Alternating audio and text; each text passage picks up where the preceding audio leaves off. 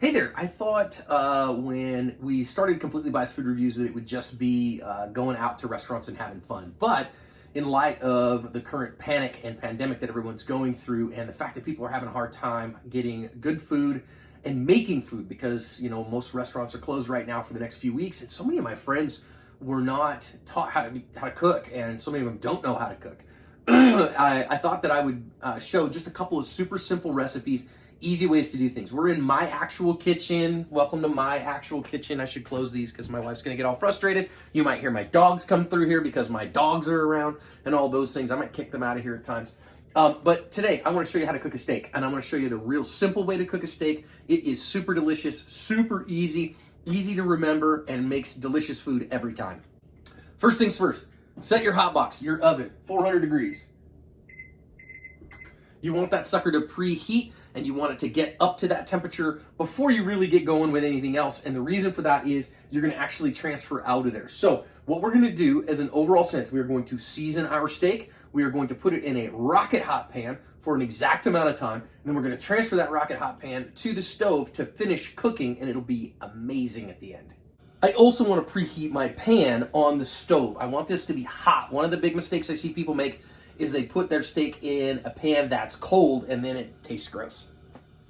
So while those bad boys are preheating, we gotta season our beef. You have to season beef. If you don't season beef, it tastes terrible. You can do this very simply or even simpler, okay? So the super simple thing, the only thing that it really needs, salt for sure. I think it always needs pepper, but salt for sure, more than you think. Pepper as well, and I like garlic. So if you have these three, salt, pepper, garlic, you've got everything you need. The advanced version is if you go and get some of this McCormick Montreal steak seasoning, this has got all of that and then some, and it's real easy to shake on. But I'm going to show you without that with salt, pepper, and garlic, and it makes it delicious.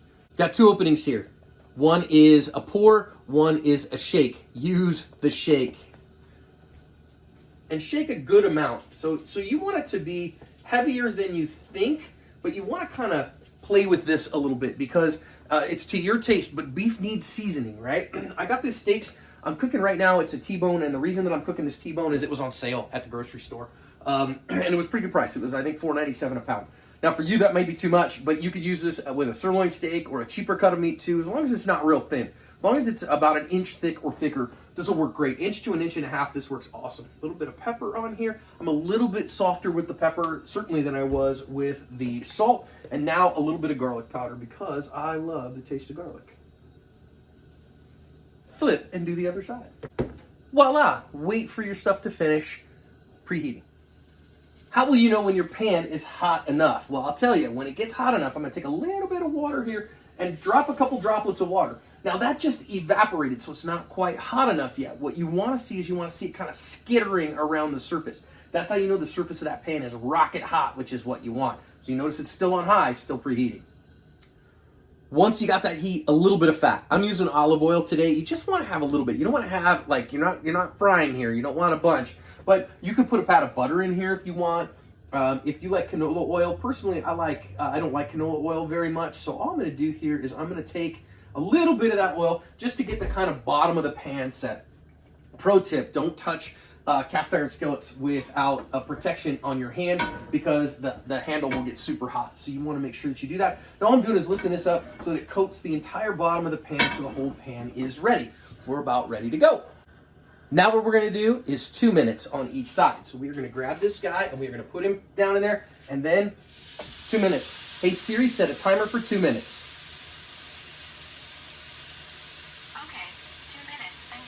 Don't touch it. Don't mess with it. Leave it alone. It's going to complain. It's going to sizzle. You're going to go, oh no, it's getting bad. Leave it alone. 2 full minutes. I know. You're going to be tempted. You're going to be like, that's got to be enough. It's okay. It's not enough.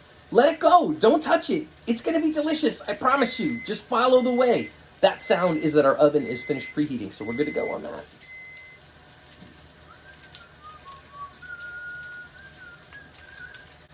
When it comes time to flip that bad boy, you can use some tongs or a fork. I don't think it really matters, quite frankly. I tend to use a fork. It's just a little easier.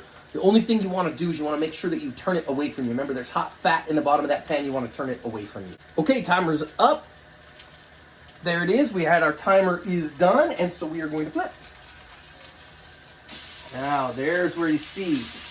Again, we want to repeat. Go. Notice on the outside, it got that Maillard reaction. Real pretty, real good looking. It's going to be super flavorful too. Let it go another 2 minutes without touching it.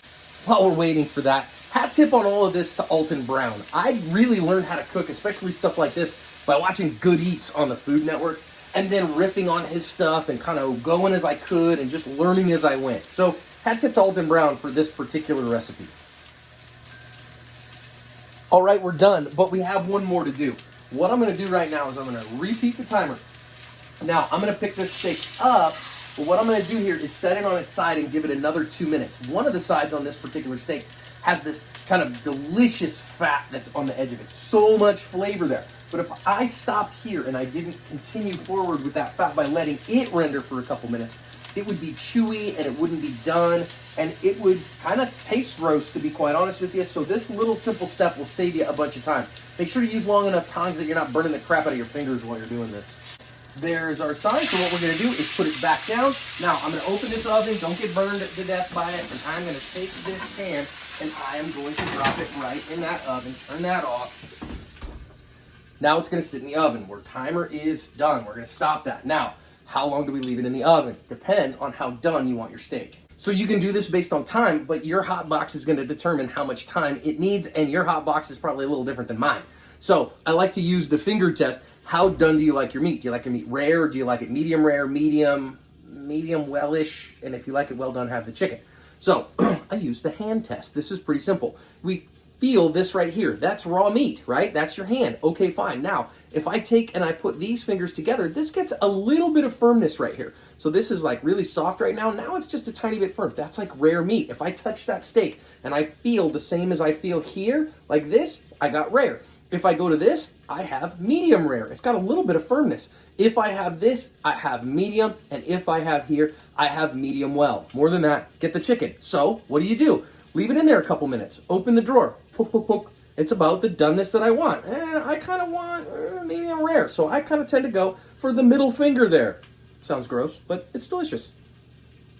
If you wanted to do it by time instead, the general rule is 2 minutes to rare, 4 minutes to medium rare, 6 minutes to medium, and 8 minutes to medium well is generally the rule in a 400-degree hot box. But again, your temperatures and your time and your stove and what pan and the thickness of the steak will determine all that. So I like the kind of touch method better.